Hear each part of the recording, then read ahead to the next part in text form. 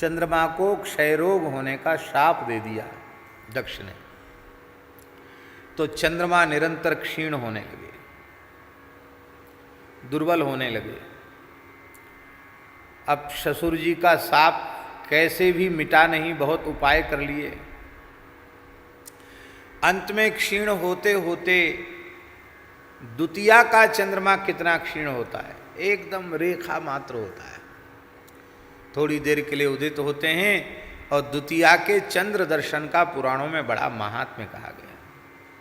संभव हो सके तो प्रत्येक द्वितीया को, शुक्ल पक्ष की द्वितीया को चंद्र दर्शन अवश्य करना चाहिए। उस मुहूर्त से चंद्रमा उदित होता है, उस समय चंद्रमा का दर्शन करके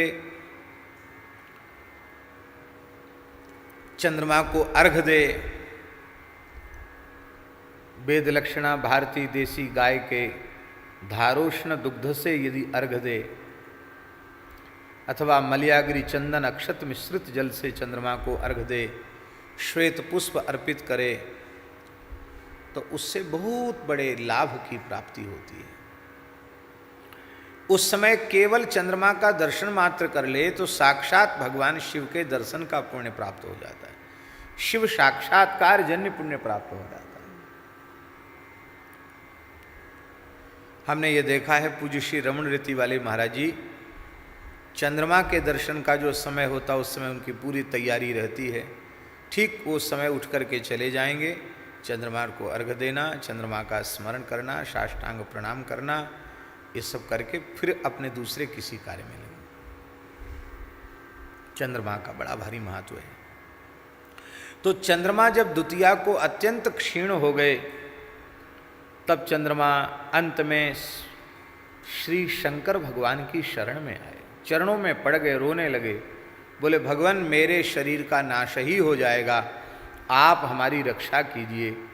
चंद्रमा को रुदन करते हुए देखकर भगवान शिव को दया आई और उन्होंने उस द्वितीया के चंद्र को उठाकर अपने मस्तक पर जटाओं के ऊपर ललाट के भाग पर चंद्रकला को धारण कर लिया।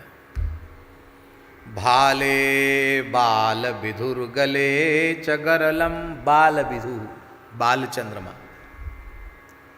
भाले बाल विधुर गले च गरलम, यस्यो रशिव्यालराट, सोयम भूति विभूषण सुरवरः, यस्यो रशिव्यालराट, सोयम भूति विभूषण सुरवरः, सर्वाधिपः सर्वदा शर्वः सर्वगतः शिवः शशिनिभः श्रीशंकर पातु माम।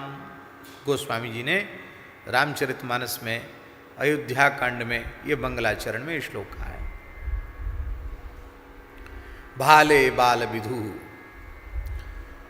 और जब चंद्रमा शरण में आया, शंकर जी ने उसे अपना मस्तक का आभूषण बना लिया, तो चंद्रमा की कला फिर बढ़ने लग गई।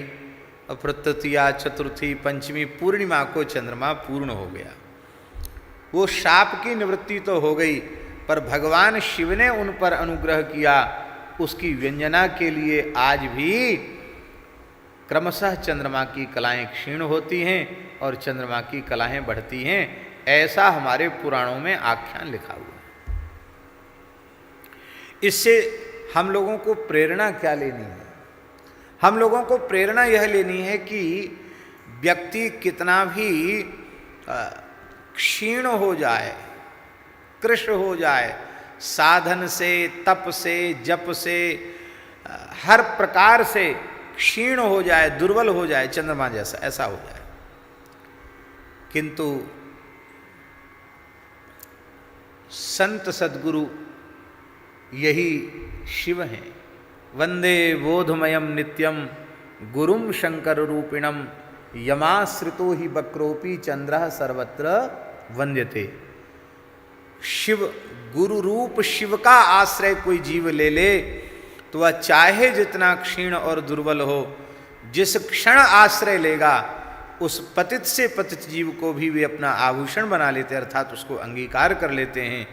जब हरिगुरु संत अंगीकार कर लेते हैं, स्वीकार कर लेते हैं, तो फिर उसके जीवन का क्षरण समाप्त हो जाता है। फिर निरंतर उसकी उन्नति होती है, फिर उसके जीवन में पतन और क्षरण होता नहीं है।